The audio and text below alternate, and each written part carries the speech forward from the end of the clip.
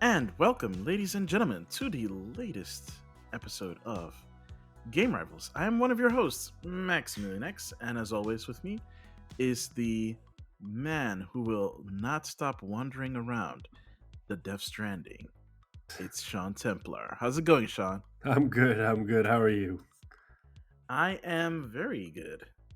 We've had some fun announcements. We've had some interesting news coming out. Some interesting news on a different level also come out.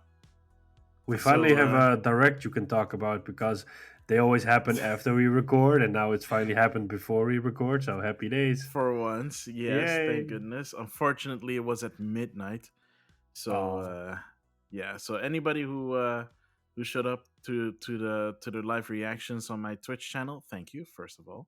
Second of all, if you weren't able to see that, it is on my YouTube channel, so you can see like the highlights of that. Um, Again, it was at midnight, so I was tired and I was hocked up on energy drinks. So some of my reactions might be a bit more muted for some reason, and some of my reactions might be a bit more excited than you would it's probably more excited than muted.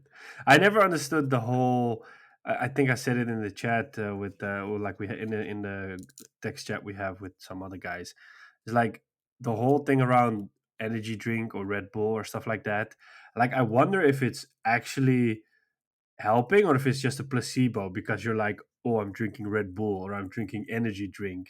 Because I'm wondering if it's just not your body getting like this massive shot of sugar and caffeine that's keeping you up or Oh, going it's instead definitely of, that.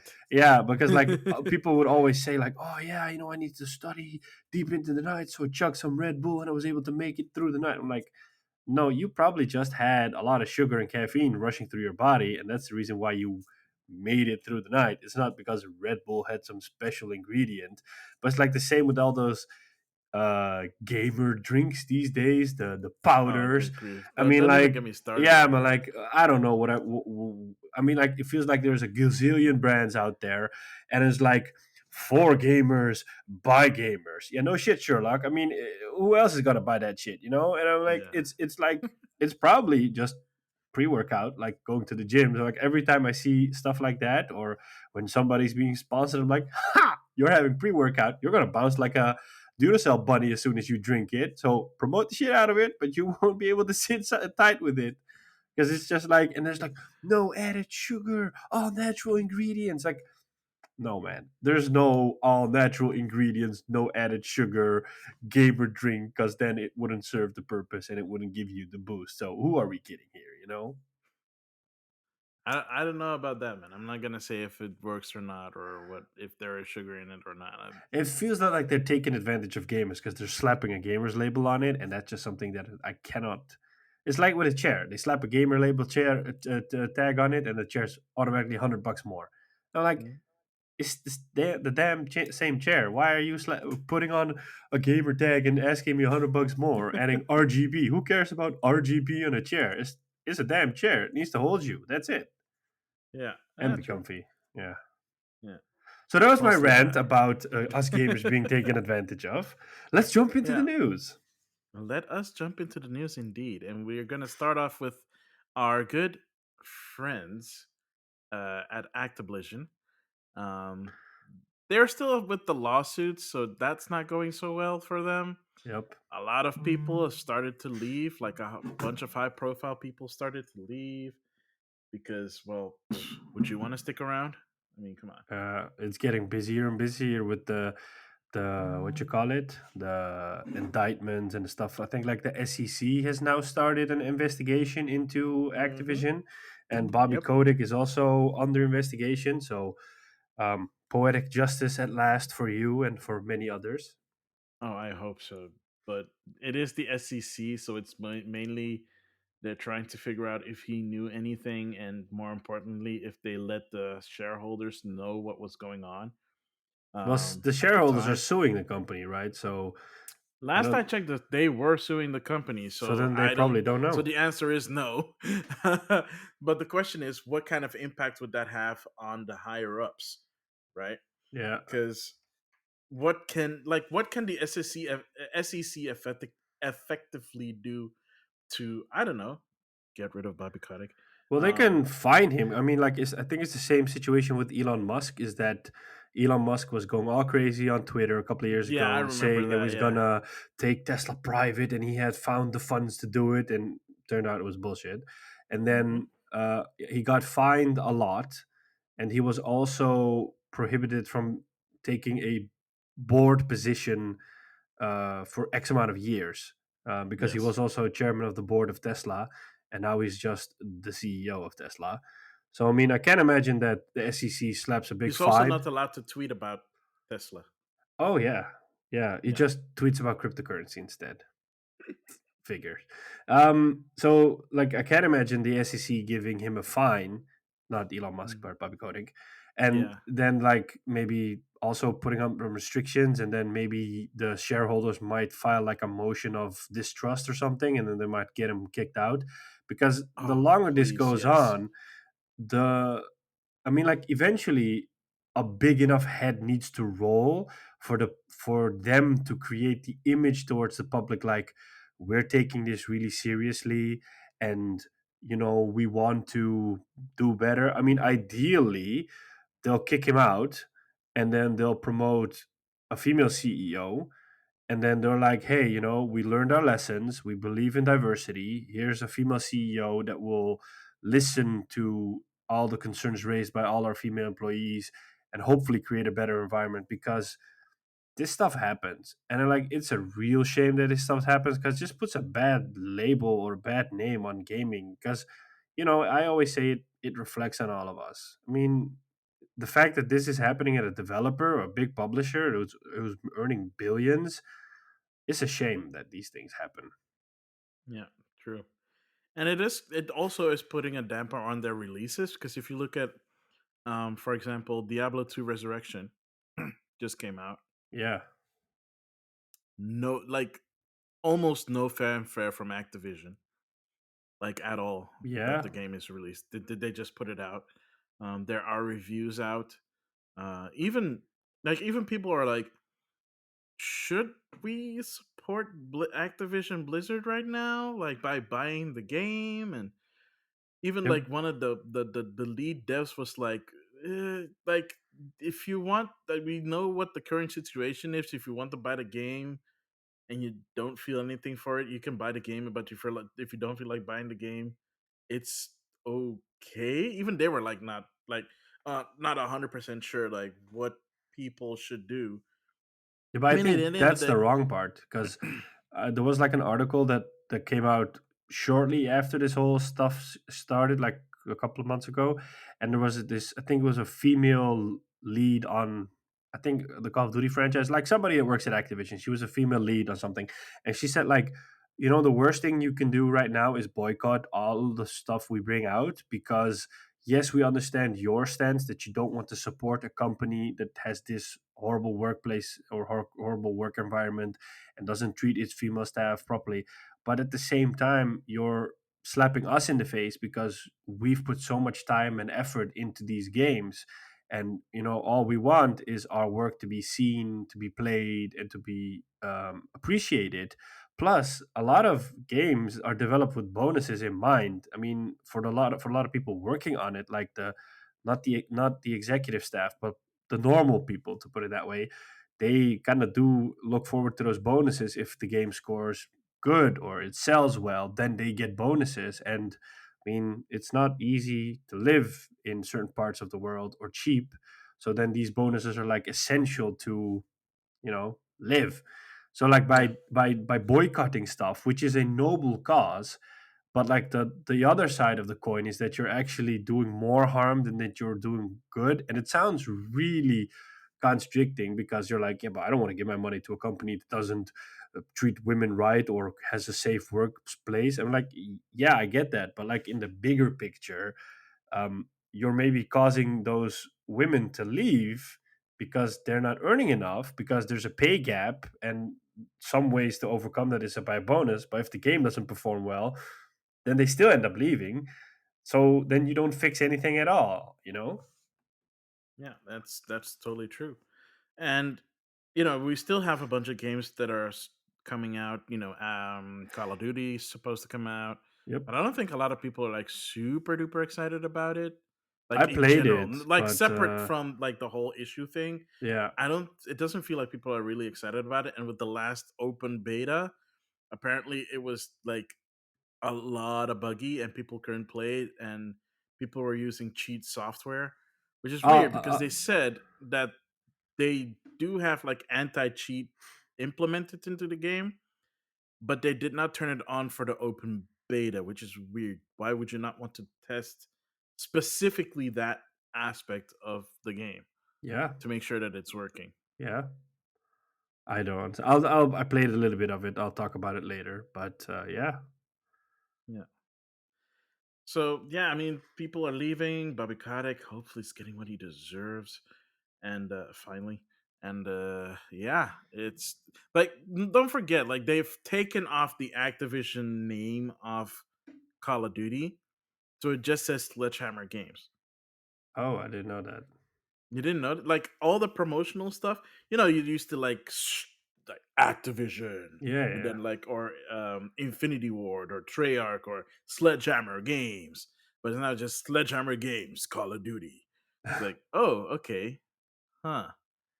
They really know how toxic their name is right now, and they don't want to associate it. But anybody who plays Call of Duty knows it's Activision, so not having the name on there makes no sense at all. But I think at the end of the day, people don't care. I mean, like, are you gonna tell me that some kid that plays Warzone with his mates every night, that shouts, screams, curses, that does all that stuff? Do you think he actually cares about the whole Activision Of situation? course not, not the kids. No, he's like, yeah, man, I don't care as long as Warzone works and I can kill and play with my friends. Why not? Yeah, that's true. Yeah. But again, And the kids. problem is those people or those kids are the ones that spend the most money on the game. They generate the most income for the game. And they basically play into the microtransaction part in which Activision will just keep on doing what it does because they earn billions off of microtransactions. So it's like these big companies have gotten really well at creating these infinite loops, and they've become really well at preventing people from breaking that loop. So no, it's like live, die, and repeat, kind of like a Yeah, returnal in there. So yeah, it's always going to be like this until somebody says like no, and then a lot of people start saying no. yeah, that's true. Which really sucks, but I guess that's the state of gaming these days. Yeah, Um, more pressure on indie to stand out. yeah, I mean, if we're gonna talk indies, actually, I do want to bring something up. It's not like a news article; it's just more of an observation, and it's not even like my personal observation, but just someone brought it up on, I want to say, Twitter, that EA put out a new EA Originals. I know you've heard of it. I actually won a Lost key in in a Random. yeah, I won a key in a giveaway the other day, and I'm really excited to play it, but I haven't been able to play it yet. You should, because Lost in Random, for some reason, like there have been EA Original games that have come out, Yeah, and EA tends to promote those because they want to promote. They want to show that they support indie yeah. developers. So you have like It takes what's it? two, It a takes way out. two, a way out, Faye or Faye. How do you pronounce that? Untangled or unraveled. Unraveled was also part of that. Was actually like a really big part Mm, early on, and then like Lost in Random comes out with like minimal fanfare, like at all. Like it is out.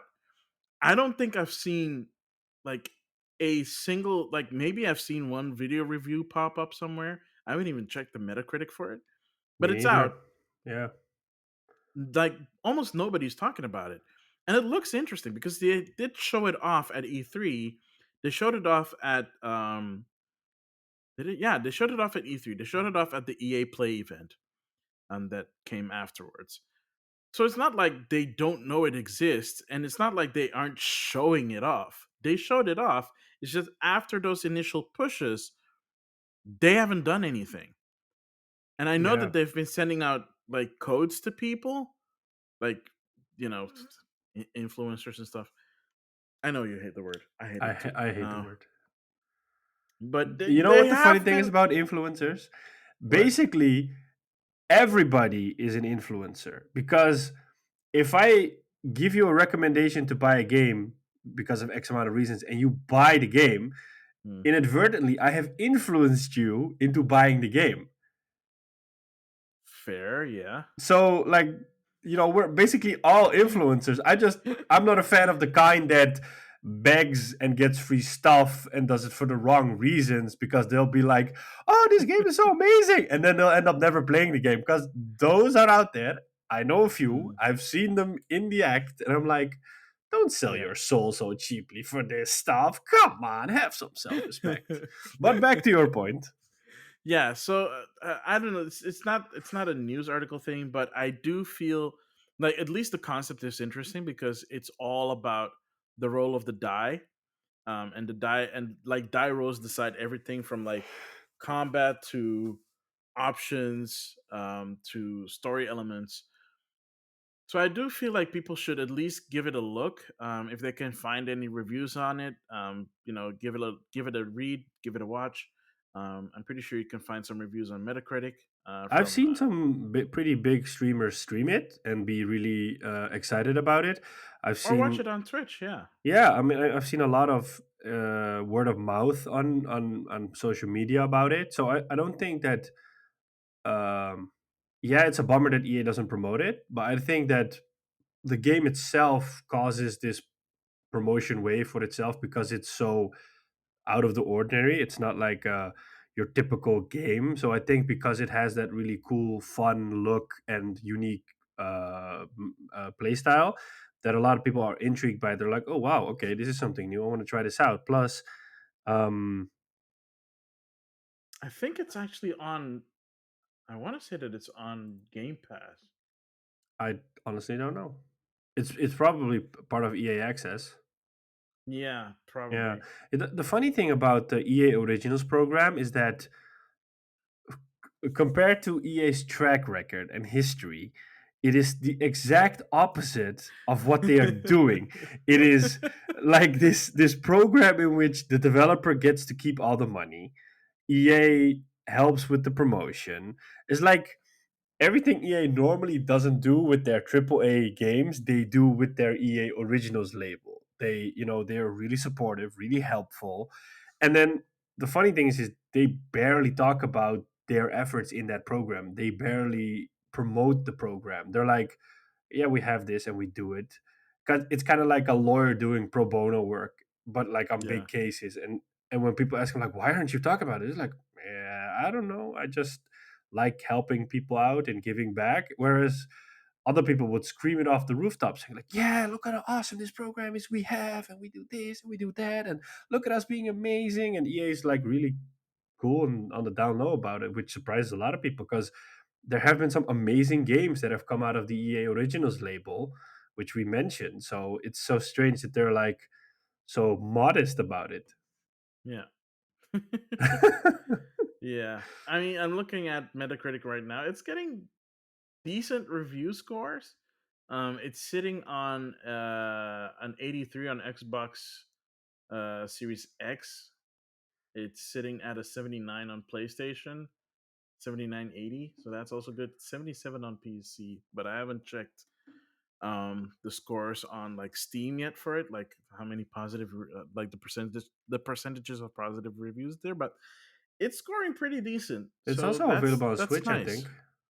It is, but I don't think they have enough Switch reviews yet. Hmm. Yeah, they only have like two critic reviews, but the user score is at a 9. Yeah, I didn't expect it, but I participated in this giveaway and I won. And then I could choose for which platform I wanted the key, and I was like PS5, obviously. So I got it, I downloaded it, but I haven't been able to like it. It's one of those games that I really want to try, and I'm really excited to play it. I just have to be in the right Right mode. mindset and mood for it, so I can give it all my attention instead of just randomly playing it. Yeah. So yeah, but I am really excited to play it. All right. All right. Okay, that's cool. Yeah. Um. Well, let's move on to the big one.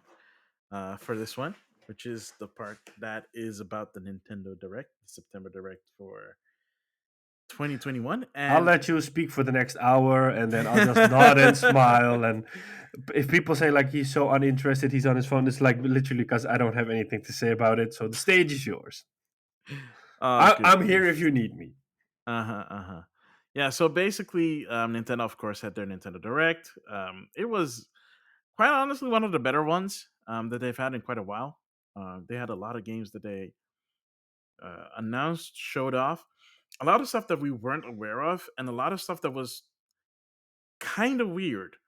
So the first thing they showed off, of course, was the new expansion coming to Monster Hunter Rise next year called Sunbreak. That was Uh, unexpected.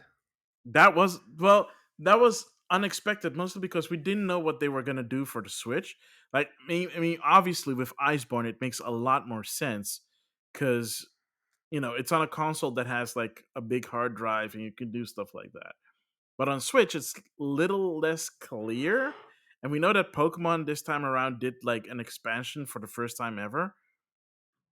So that was also a little bit weird to see. But it actually worked out for them because honestly, the expansion was better than the main game. That Um, but doesn't with happen what often. no, that doesn't happen often at all because they don't do expansions or they didn't do expansions until now. And with Monster Hunter's Rise Sunbreak, it basically confirmed that they're doing the same thing that like they did with Iceborne, which is good. Yep. Because if they were to re-release the game and say pay another €60 for that, I don't think it would fly anymore, especially after Iceborne.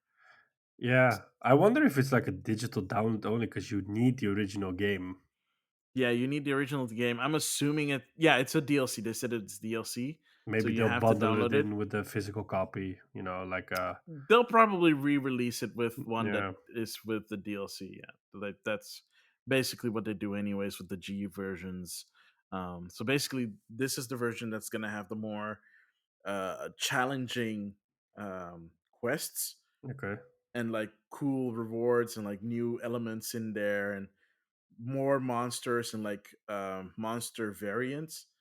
So basically, they're the same monsters, but they're different. Well, as the word said, variants of the monster. So they'll have different attack patterns. They might even be a different element, which is really cool. Because the Nice. only thing we have right now is the apex monsters, which is fine, and they are challenging, but it's not the variants like they've done in the past. So I think a lot of people would be excited about that. The new monster that was in the trailer looked very daunting and creepy. Also looked A like dragon.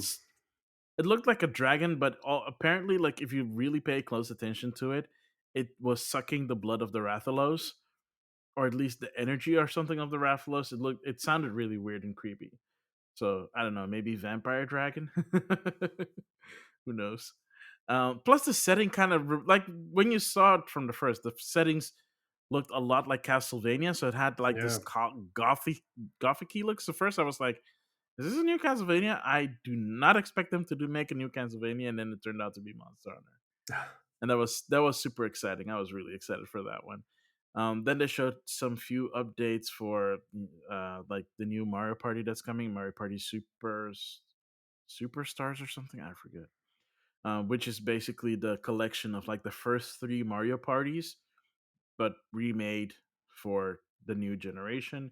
It's gonna be fully online compatible, so all the boards, all the mini games, everything is like online, which is a lot better considering that um the previous Mario Party, Super Mario Party that came out last year, I want to say, for Switch, initially did not have online. And when they did add it, it wasn't for everything, it was for certain stuff. It was a lot, but it wasn't everything.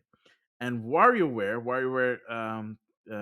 Get It Together, only has like these daily ranking stuff. That is the only stuff that is online, which makes absolutely no sense considering that the whole game is based on doing the games in co-op. So why would you not have the main storyline or the main game support online? But whatever.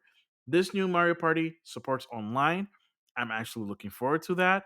I might pick it up. I'm not 100% sure because there are other games that were announced, and it's like, ugh, okay.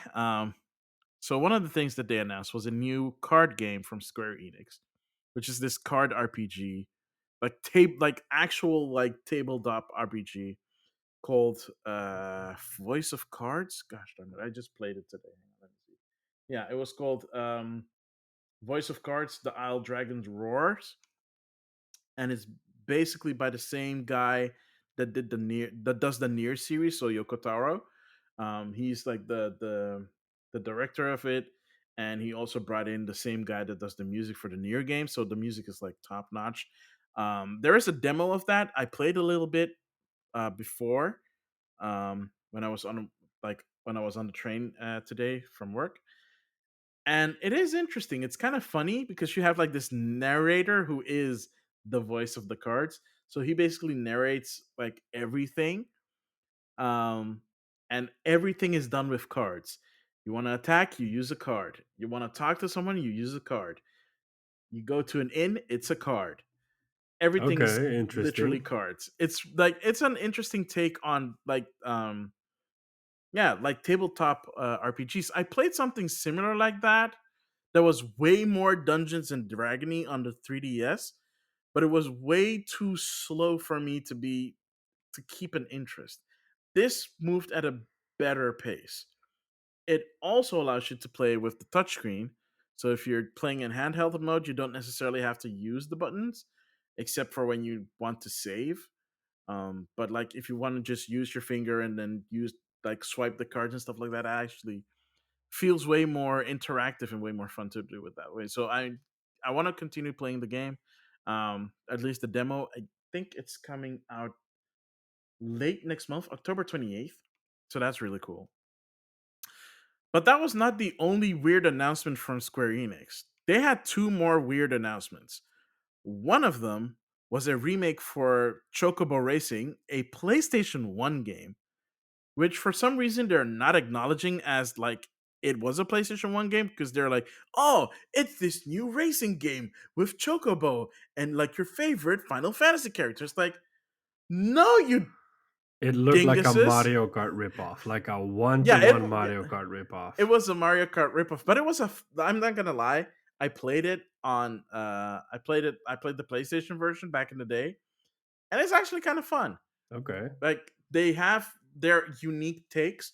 So, for example, when you're picking up weapons, it's like magic spells from, of course, Final Fantasy.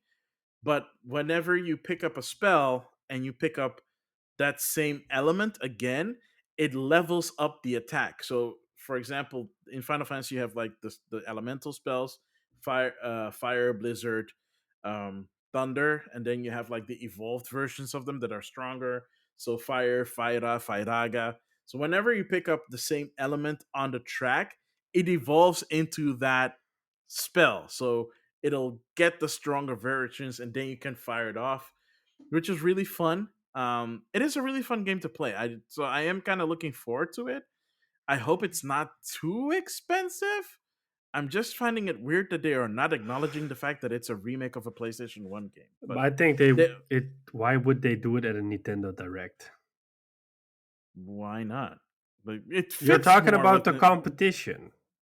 No, but what do you mean you're talking about the competition? It's Square Enix. It's not Sony. Yeah, but you're saying oh PlayStation. I mean, like it's taboo to use those words at a. Oh, for Pete's sake, that's what you're hung up on? Oh well, have you ever seen Sony or Microsoft say like, "Oh, we're bringing the Xbox exclusive game, the Medium, to PlayStation"? No, they never say that.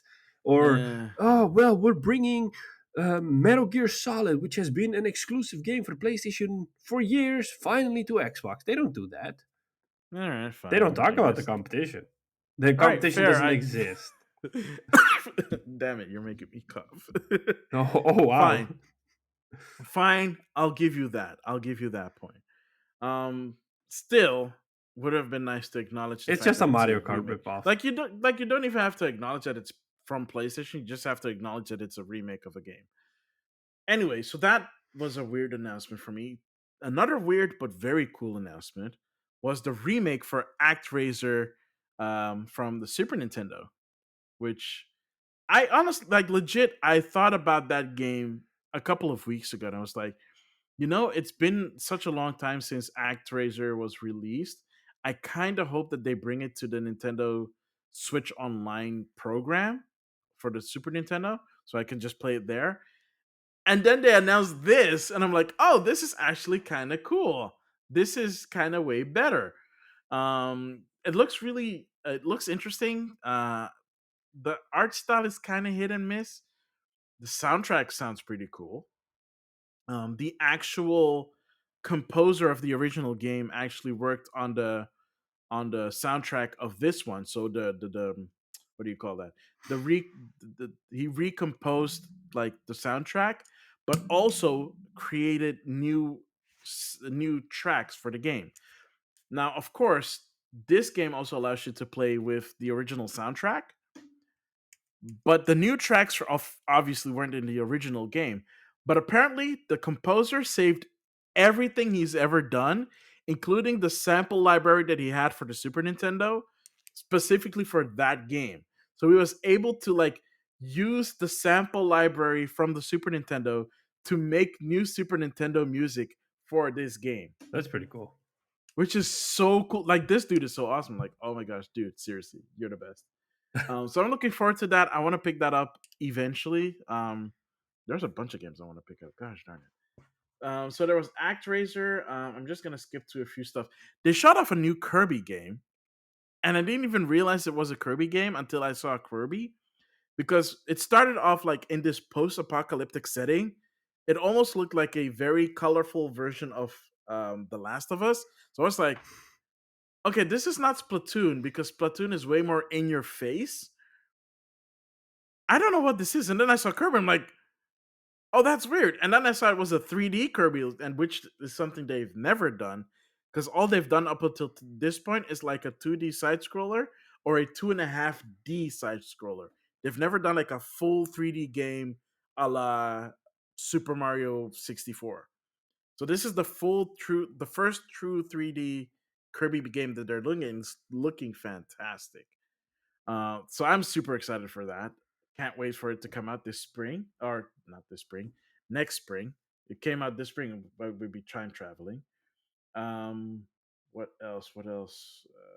That's actually kind of interesting. They announced new features for the Nintendo Online stuff with the expansion and stuff. They did. So there's an expansion coming for the Nintendo Switch Online called the expansion. Oh gosh, what did they freaking call It it? had the most original name you could come up with, something like It the was expansion pass or something. yeah, Nintendo Switch Online plus expansion pack. Oh my goodness, seriously, Oh, Nintendo. wow. You Those guys are worse. You guys are worse at naming than I am. And I suck at naming. I bet the guy that came up with the Xbox Series X name thought like, "Ha, suck it. I'm not the person that came up with the worst name ever. That's Nintendo." I know, right? Oh my goodness. But stupid name aside, it is pretty cool what they're adding. So Yeah. they're adding N64 games.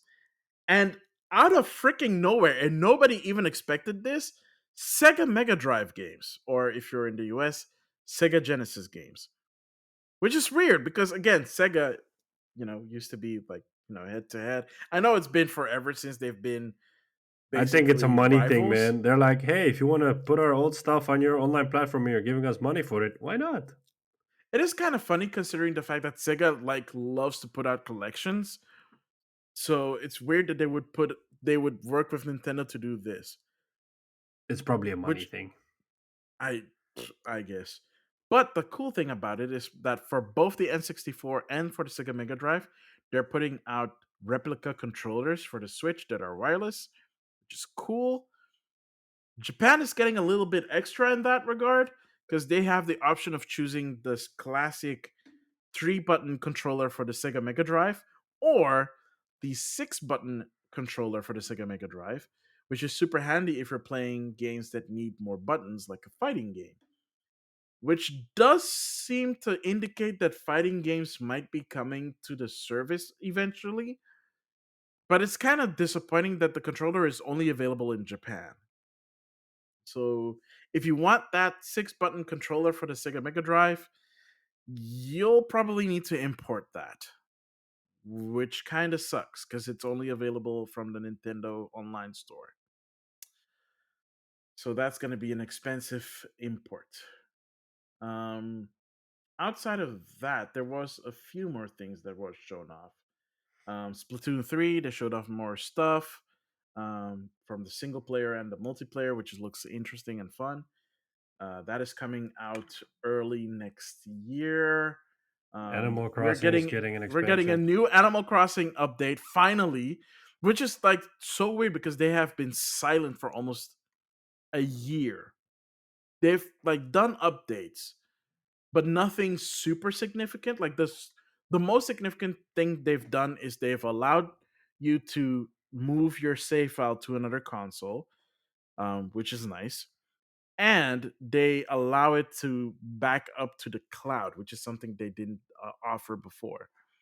Those are the only two big updates, and we know from the beginning from people that data mined the game that um, the Roost, which is this coffee house that has been in every Animal Crossing game, was found in the code, and it should have been and like it's now finally been teased that it's finally coming, like a year and a half later. So that's pretty cool. We're gonna get an Animal Crossing Direct early next month, early October, and the update should be available sometime in November. So the direct is going to show us like what is going on in the updates. So it's not just Brewster and the Roost coming, but some more stuff apparently. So big enough for them to have a separate direct for it. Well, I We don't know are one also. person that will be really happy with this. Oh yeah, Yeah, I know who you're talking about. yeah. I found out he spent 1,200 hours on the game. Like, holy crap. hmm But yeah, you don't have Animal Crossing anymore, so you can't see how amazing his island is. Yeah, I But mean, I've been there, I've seen it. It's like it's super awesome. It's gorgeous. Like you can really tell that he put effort into it. if I Um, spent 1,200 hours on a game, it would be like a kingdom. exactly.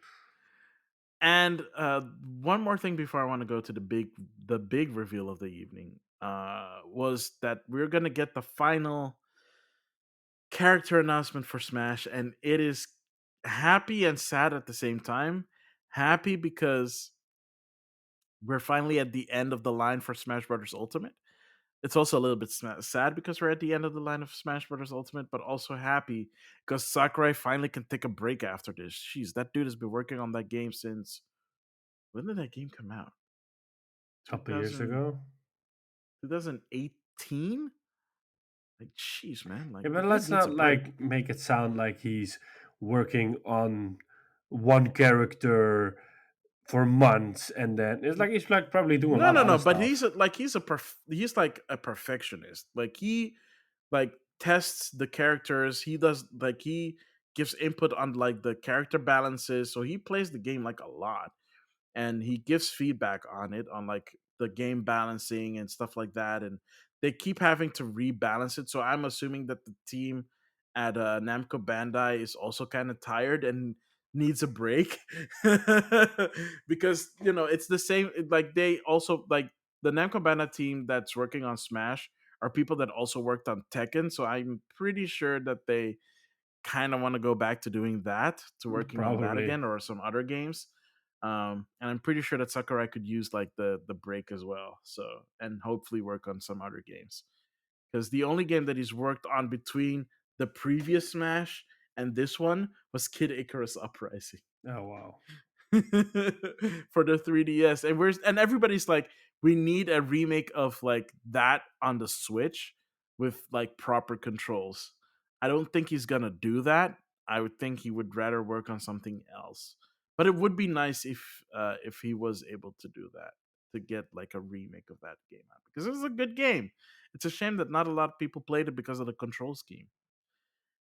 And finally, the big reveal. Finally, since it was announced almost 5 years ago, Bayonetta 3 was finally shown off. And they did it in such a Platinum Games way because they didn't show it off immediately, but if you like looked at like the font of the subtitle, it's the same font that has been used in every Bayonetta game. But I was still doubting it when I saw it first. Like, it looks familiar. I don't know which game's font this is because the monster in the game kind of looks like something from Wonderful 101, so it could have been that. But they weren't like super deformed, squishy characters, so it made no sense.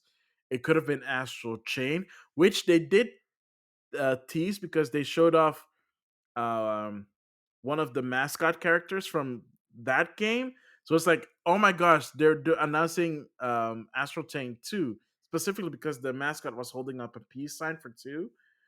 I was like, oh, it's Astral Chain. Then suddenly you see the witch time, and then you see Bayonetta's reflection slowly descending. It's like, oh my goodness. It For one, it looks good. Like Bayonetta's new design is pretty awesome because it's based off young Bayonetta, aka Cereza from Bayonetta 1.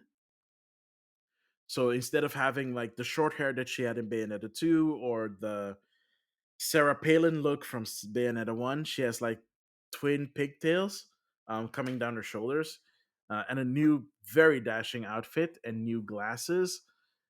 And yeah, it's Bayonetta. It's just more like witch time, kick ass, and apparently they added kaiju battles. And from one of the former executive producers of Scalebound, so who worked on Scalebound at Platinum Games, was like the the kaiju battle from Bayonetta 3 looks a lot like the battle mechanics that they had for the for no for your dragon sidekick in Scalebound, which makes sense because the same director for Scalebound is also the director for this game. So it looks like he brought some elements over from Scalebound because he didn't want to let go of that. And dang, it looks so cool. I'm so excited. I can't wait to finally play it next year. It's coming out next year. They gave us a release year, 2022. We kind of sort of don't have to wait much longer, but again, we don't know how far it is in Yeah. 2022. But I'm excited for it. I'm happy.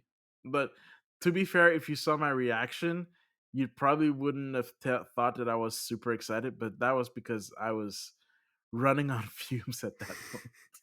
I was just happy to see it, and oh, good grief. That thing got announced in 2017. They showed Yeah. us a teaser trailer. That's it. So the only thing I can imagine is that the game was in pre-production when it was announced. Because if it took 5 years to make it, That's a yeah, long time it's for a game. yeah, that means that was in pre-production when they announced it. Yeah, but even then, I think it might have even gone through some reboots or stuff like that. I mean, like, Oh, it doesn't take 5 years, even from pre production, to make a game like that. well, that depends. If they had nothing at all, Yeah, but like, is Platinum Games like one team that just does one game no, at a no, they time? have no, they have multiple teams. Yeah, so I think like They they're used to be one team. They have like multiple teams now, but like the Bayonetta team has been working on this for a really long time, and I don't know how big. Like, I'm sure that like the because don't forget they also made Astral Chain in between, and they also worked on other games in between. So that means that I'm assuming that their project teams scale to fit their needs. So if they didn't prioritize Bayonetta because it was in an early stage, they probably had a smaller team working on like core concepts and stuff like that. Well, the other team was working on, like Astral Chain and like other big and small projects alike. probably. So yeah, I think those are like the biggest things. Like Dead by Daylight is coming to Switch. Yeah. Um Dead by Daylight 2 is coming to Switch, but the cloud version, which is weird. So like the first game is getting like a proper release on Switch, but the second game is cloud only. Yeah, but the second game is a oh, it's also coming to PS4. Hmm. Yeah, I thought it Yeah. was a next gen game. Yeah. Oh wait, I did miss one thing. So remember, like earlier this year, Square Enix announced this new RPG called Project Triangle Strategy. Yes. And remember how like super annoyed I was because I knew that they were going to just call it they were just going to call it Triangle Strategy. Yeah. Well, guess what? They They're called calling it. it Mother Loving Project. Oh my gosh, seriously. Like next to the dumb name for the online expansion, this is probably the second dumbest thing that they announced. Tri- like Triangle Strategy is not a name for a game. Like with Octopath Traveler, I get it. This is just stupid. Why would you not call it something like, I don't know, Scales of Justice? Because scales are involved. Oh, Or because that doesn't sound generic. generic, sure, but it doesn't sound like a gosh darn project name. Yeah. Come on. Maybe there's something Jeez. in the game that justifies the name. Uh, you, yeah, it does, but that still doesn't mean you have to call it that. There are better names to come up with. Come on, seriously. Anyway, I just wanted to get that off my chest. It is coming out. It looks exciting. They've made improvements to the game. It's coming out next year. Yeah, next year, March. Yeah. So, yeah. But seriously, here's the fun thing about that game is that the improvements that they made to it makes it way closer to Final Fantasy Tactics than it has ever been. It Hmm. already felt like a bit more like Final Fantasy Tactics, but now it really feels like Final Fantasy Tactics. So I'm actually looking forward to Yeah. that. That's pretty much the direct. If you want more of that kind of stuff, I'm sure you can find it wherever you frequent your gaming news. Um, and like I said, I reacted to it. If you want to see it, it's on my YouTube channel. I made some highlights. You can see how I responded to Triangle Strategy being official and being shocked at ActRaiser and getting super excited about um, Sunbreak and other stuff. So I think that is it. And with that, we'll be right back with what we've been playing.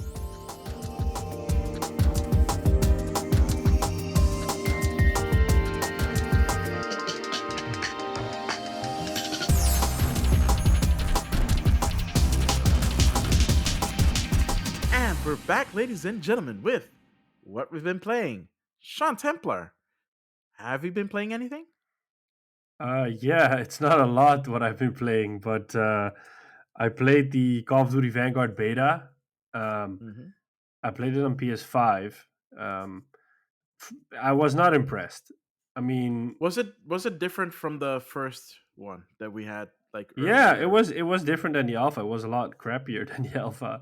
Because I mean, like, Really? yeah, because like first it downloaded the wrong thing. It downloaded the alpha again, so I had to figure out how to download the beta. And then when I got into a match, there were all sorts of server issues. Like it kept saying packet loss, and then it would introduce lag. And I mean, like, I have my PlayStation wired up, so like me having lag, I have pretty fast internet, so it couldn't be my side. So like it was really Yeah. annoying. It was constantly lagging, and then visually it didn't look like a PS5 game. So it could be that it was just running on PS5 through PS4 back compat. I was not impressed with the visuals. It played okay, but like for example, the sounds that the weapons make, it was not nice. I mean, like when you fire a certain, you've heard these weapons all over the place. I mean, like in all Mm-hmm. sorts of movies and all sorts of games. So you have like a certain expectation of what a certain weapon is supposed to sound like. And like a lot of them were sounding like pea shooters. I'm like, yeah, okay, well, this is really menacing. I'm shooting you with this big ass gun, and this is really menacing. Whoa. Um, wasn't impressed with the triggers. The triggers were like meh on the dual sense.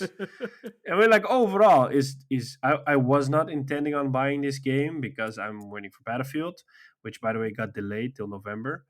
But I don't mind that. But this kind of confirmed it for me that I definitely do not want to buy this game. And I played it with I played it with a friend of mine who's in my Call of Duty group, and he was like, "Nah, I'm not gonna buy this shit." So too bad. I don't know how the rest of the world's gonna look at it, but they're not getting my A lot hard-earned of people cash. had the similar complaints. Yeah, I mean, Yeah. I expect better, and this is definitely not better. So yeah. One has to wonder if like the whole lawsuit thing is having an impact on the development as a whole. Well, you would say that it shouldn't because it's like your corporate office is being sued, to put it that way, but Yeah, you but are in also a people are leaving the company. yeah, but I would say like if you're a team that's in a completely different state doing your own thing, you're pretty much isolated from the stuff that's happening unless people in your studio are also leaving, which can happen of course. But I don't expect it to be on a massive scale like that.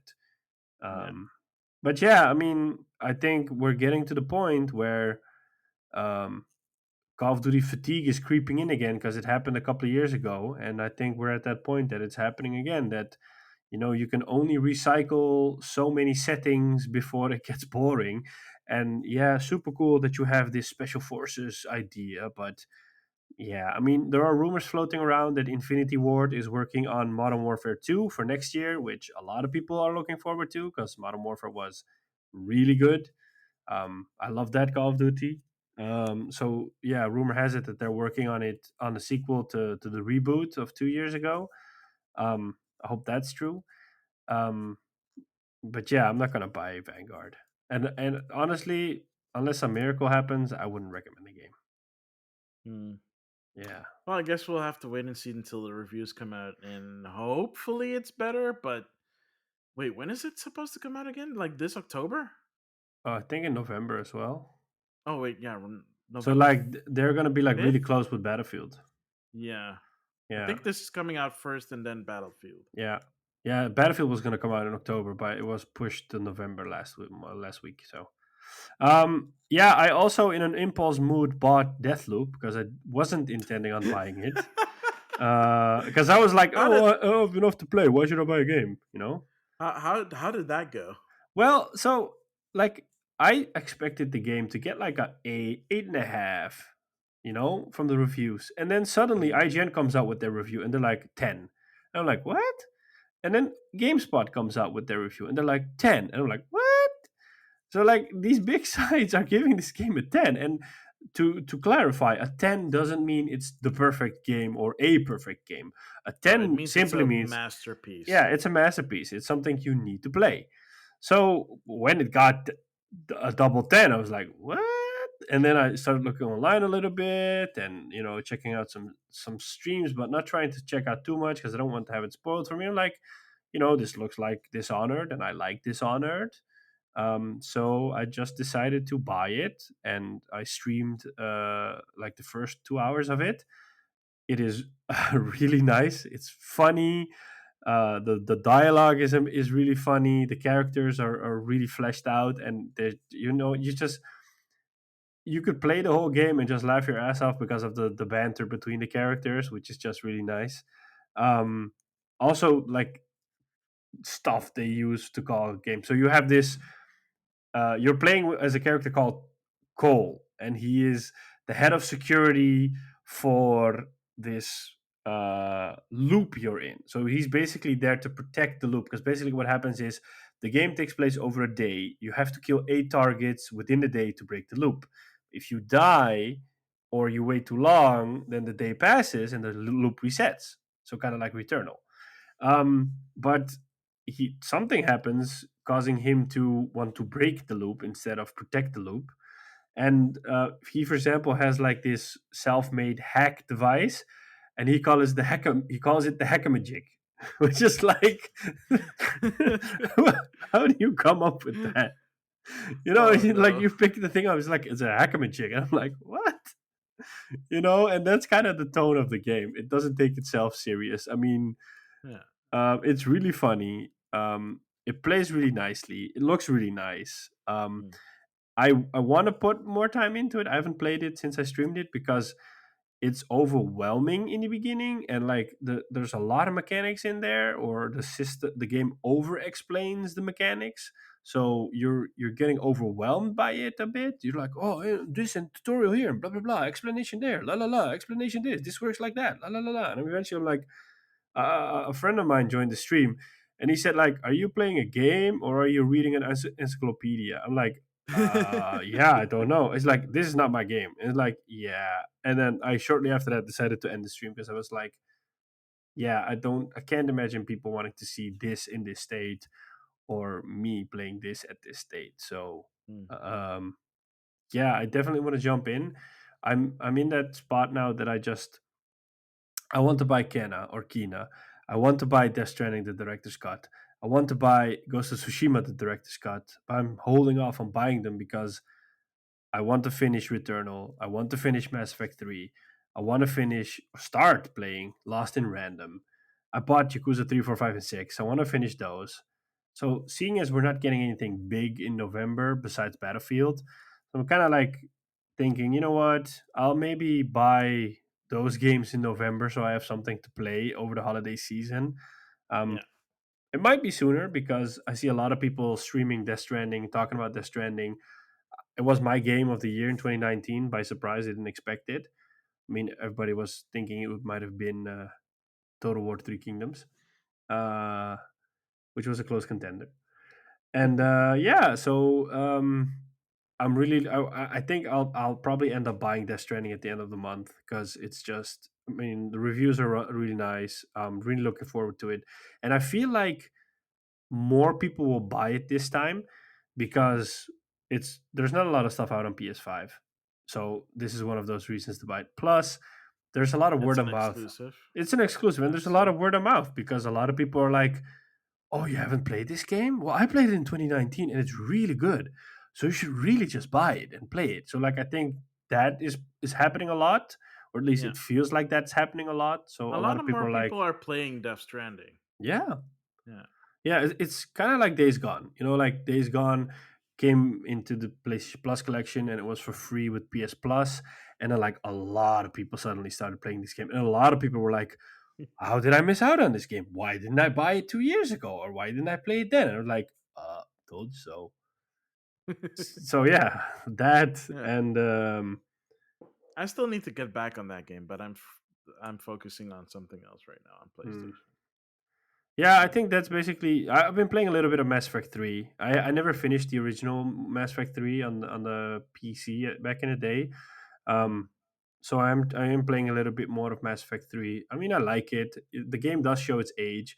For example, when Shepard is sprinting, you can definitely see it's an old game. He like sprints really weirdly. You're like, wow, Yeah. this looks strange. Yeah, but it's really cool to see the difference because I forgot, like when you went from Mass Effect 2 to 3, that they really changed a lot of stuff in 3. They refined it and made it a lot better. Like the sound of the guns and the shooting and the cover mechanics. It's like really feels like a proper new game instead of Yeah. an expansion. Um, but yeah, that's basically what I've been playing. Not a lot interesting, but hopefully at the end of the month I'll be able to finish some of them. So what have you been playing? Well, I've still been playing more Persona 5. Uh Happy started the days. new I started New Palace, which is really cool. Um like the current target is this really disgusting mob boss who's just like the absolute worst. He sees his targets like walking ATMs, like literally walking ATMs. Um, and yeah, it's just oh man, the visuals are so good in this game. And I got the new character as well, Makoto, and her intro is just so good. Like seriously, it's like so awesome. It's like the best one so far, and I love it. So I've been continuing down that road. I want to like my mission right now when it comes to PlayStation games is I want to finish a PlayStation game before I go to the next one. So I want to finish Persona 5 Royal because I know it's a long game. I think I'm like a third through now. There's still some things that I need to make sure so that I can play because this is the expanded version, and there's certain things I need to do in the game so I can actually play like the extra content. And if I don't, then I'm going to have to start all over again, which I don't want to. So I just want to get it right the first time around. So I do refer to like an FAQ when I need to, so I know okay I need to do this now so that I can maximize like certain aspects in the game. So I've been playing that. I started playing like I there was a while I did not know what I'm gonna play on my Switch outside of what I do for streams, and I've been streaming Super Metroid like in anticipation of Dread, um, which is really nice. I've tried to avoid the trailers because there's apparently some spoilers in there, so I've been trying to avoid the trailers. They did have a trailer in the Nintendo Direct. I did see it, but I think it's fine. Um, Hard to look away when it's live. yeah, kind of hard to look away when you have to make sure that you do see what comes after that. And it looks cool. Like it looks awesome. Super Metroid. I've never beaten it. I've played it multiple times before in the past, but I've never beaten it. So this is the first time I'm going to beat it. I'm going to beat it on stream, and it's going to be really awesome. So if you're so if you're interested in seeing me going through Super Metroid and just trying to figure stuff out, check it out. It's on my Twitch. Basically at this point, I have kind of a schedule right now where I'm streaming every Tuesday and every Thursday. So if you miss Tuesday because this goes up on Wednesday, um, Thursday if you're listening to this on Wednesday, tomorrow I'm going live again with Super Metroid. What I've been playing outside of live streams is Star Ocean First Departure R on Switch, which is a JRPG that came out on. Okay, this one has kind of a little bit of a weird like history because I think the original Star Ocean came out on Super Nintendo in Japan, and then it got remade, I think, for PlayStation One, and then it got a PSP remake called First Departure, which is the one I'm playing, and this is a remake of that game, of that version of the game. It looks nice. It's basically the the pixel art with a little bit of 3D, kind of like PlayStation One era stuff, and it looks good. It's made by Tri-Ace, the same people that made Eternal Sonata on Xbox 360, and a bunch of other games. Like they've made a bunch of Star Ocean games. So it's nice to play the first game for the first time.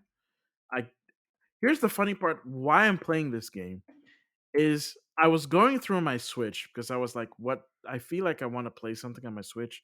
I have no idea what I want to play now. I don't feel like playing Dark Souls because I'm kind of stuck there and I kind of need to feel the need to play Dark Souls again so I can continue where I left off. Um Maybe when I get the OLED Switch or whatever. But first Dread. Uh and I was just going through it, and I'm seeing Star Ocean. I'm like, when did I buy this? I don't remember when I bought it. I think I bought it on discount because I remember buying it like a bunch of RPGs when it was on discount, and I think that was one of them. It was on like super discount. So Whoa, I not just a discount, but a No, super super discount. discount. So I was like, oh, that's yeah, because I think it was like 75% off. It wasn't even like Uh, 10 euros or something. I was like, oh, that's actually kind of pretty cool. Let me just play this. So I started playing it, and I'm only like 3 hours in, and I can immediately see that um, if they weren't inspired by the Tales of series, they definitely shared like developers, even though Tri-Ace and Namco Bandai are like completely two different companies. But they have very similar battle mechanics. It's like, oh, this feels surprisingly familiar, but at the same time, it's like I've never played this game. I know I've never played this game. Why does it feel like I played this game before? So I started playing that, and that's really fun. And then last, of course, what I talked about was Voice of Cards. I played that a little bit, and like I said, it was interesting. If you want that, you can go back to the news segment and I talk about that a little bit. And I think that is kind of about it. Um, did I play anything else? No, I think that's actually kind of it. So it's that. Um, but I'm basically right now, even though it's very tempting to go back to Days Gone, whenever I see you play it on stream, I'm like, gosh darn it, I kind of want to go back to this. Like, no, no, stick to the plan, Max. Focus. You gotta finish Persona. You gotta finish Persona, otherwise you can't move forward. So I'm doing that. But it's not like I'm forcing myself to play Persona. It's more like I'm forcing myself to pace myself with Persona because as soon as I start playing, I know I'm gonna lose at least 3 hours. I'm like, oh, I'm gonna play for a half hour or I'm gonna play for an hour. Nope, it's 3 hours at least. I don't even do that anymore. So like uh if I want to play a game, Mhm. I need to know mentally that I have a couple of hours that I can put into the game. Otherwise, I don't do it because I always tell myself like by the time I'm into the game, I'm like in the mood. I'm really getting into the game. It's already the time to go to bed or do something else. So I'll rather watch some Yeah. Netflix or some YouTube or whatever. But like as soon as I know like okay, I have 2 3 hours I can sink into the game, then I go at it. Because otherwise, like Yeah. if I do it like for 30 minutes, I can't unless it's like a multiplayer game or something like that. But otherwise, I just can't do it anymore. Well, that's the nature of JRPGs, man. The cutscenes, man. It's the stuff that takes up the most space. I Like play if I Kojima could, games, so I know. nah, fair, fair. Like 90-minute cutscenes in like MGS4. wait, did I talk about my Death Stranding experience in the last episode? I don't feel like I didn't, or You did I? did mention that you were playing the game. I can't remember if you told if you finished the game. Right. Okay. So I did finish Death Stranding. Oh my god, you are first of all, you are such a gosh darn liar because I told you exactly where I was. And you were like, oh yeah, cool, great. Like saying nothing.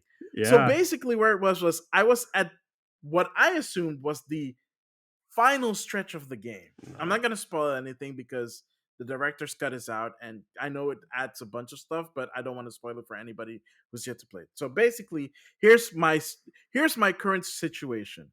I think I'm almost at the end of the game. Considering what the story was telling me, if I finish this part, it should be the end of the game.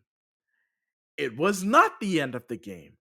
There was, and I kid you not, I checked my time, at least somewhere in the ballpark of about 5 hours of gameplay left. And it's mostly because the cutscenes take forever. And there's, oh my god, there's a part where you have to, I can't even like say it because then it's a spoiler, but there's a really long part to this end game, which is not end game. And then it fakes you out with credits. Okay, I know I said no spoilers, but I'm not spoiling anything when I'm saying it says end credits. Then there's more stuff.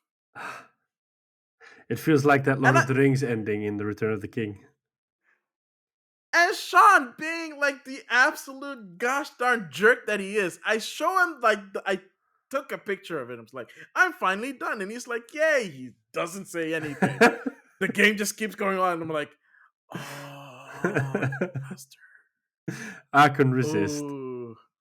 So then I finally beat the game. I was like, yeah, I kind of am done with Death Stranding. It's not, again, I love playing Death Stranding, especially the middle part where you're just doing the deliveries. And like people are like, oh, it's like a walking simulator. Okay, first No. of all, it's just not a walking simulator because I've played walking simulators. This is not it. There's way too much that you need to pay attention to. There's way too much management. There's way too much making sure that you not get detected by those stupid mules. You have to manage your equipment. You have to manage the cargo. And yes, they are boxes and they're all very indistinguishable from one another. But that's kind of not the point of the story. The story is to connect people. If that means carrying indescript boxes from one point to another, or looking for boxes in the wild and bringing them back to their owners, that's how the story is told.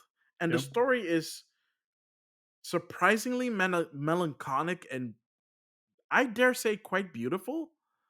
I know somebody. who cries every time she plays the game, and she's like, she comes out for it. She's like, "Oh no, I'm gonna cry," and then just like, which I do get, because there are yeah, some yeah, emotional points in there yeah, where I was like, I felt it, yeah. because I started playing it more regularly, and I think that's the best way to play Death Stranding, is to play it. Well, not obviously in one sitting, because that is insane. Like, did I show you like my final time with the game? I can't remember. I spent almost 100 hours on that game. Holy shit! I don't know if I But did that's, that, but you know why? Because I was doing, like I said, I was doing a lot of the side questing stuff. yeah. But that's because I wanted to get better gear, because you have Mm. to do the side quest stuff to get the better gear. You can essentially, if you want to blaze through it in quotes, you technically can story wise, but that doesn't mean you're gonna get the best score or the best results or like the best stuff. Yeah, If you want to do the if you want to do it for the trophies, you can. I know some I people that am have the platinum. I'm not sure I'm the person for that. And the Yeah, only reason I tried to finish it on time was because the director's cut was coming out. I was like, you know what? Once it comes out, I want to get the director's cut and then play that stuff again. But when I finished it, I was like, I think I'm gonna wait for at least 6 months to yeah, come back to Death Stranding's yeah. director's cut, because I just finished it and I just went through the whole roller coaster of emotions, and I was just kind of drained, like in a good and bad way. But I was just like, you know what? I've played it, I've experienced it. I am grateful for the experience, but I do not want to touch this game for a while. I can imagine. I mean, it's been Yeah. 2 years for me, so I'm like really excited to jump back in. Yeah, for you, it's the perfect time. Yeah, So, yeah, that is it for what I've been playing and what I've played and what I've finished. So, Sean, will you do the magical orders? I will try to do my best as always. So, thank you everybody for tuning in to another episode of Game Rivals. Now it doesn't feel strange saying this because we're also on YouTube. Uh, so you can Bye, find the guys. you can find the audio version on your favorite podcasting platform: Apple Podcasts, Spotify, Anchor, Google Podcast, Overcast. You name it, we're probably there. You can find us on YouTube. The link will be in the description. Feel free to check us out there. Leave your comments, leave a like. We like hearing from you. We're reachable through email, gamerivalsfeedback@gmail.com. We're also on Twitter, game_rivals_. Maximilian is also on Twitter @Maximilian. We both stream twitch.tv/MaximilianX. Yep. Maximilian underscore Oh, X. Maximilian_X and twitch.tv/Sean Templar.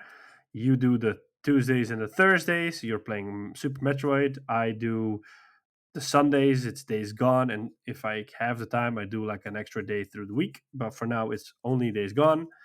I love that game. You can also find us on Instagram @Maximilian_X and @Game Rivals. And that's basically it. Mm-hmm. And on that note, I have been and always will be Sean Templar. And I've been and will always be Maximilian X. And we'll catch you on the next one. Later.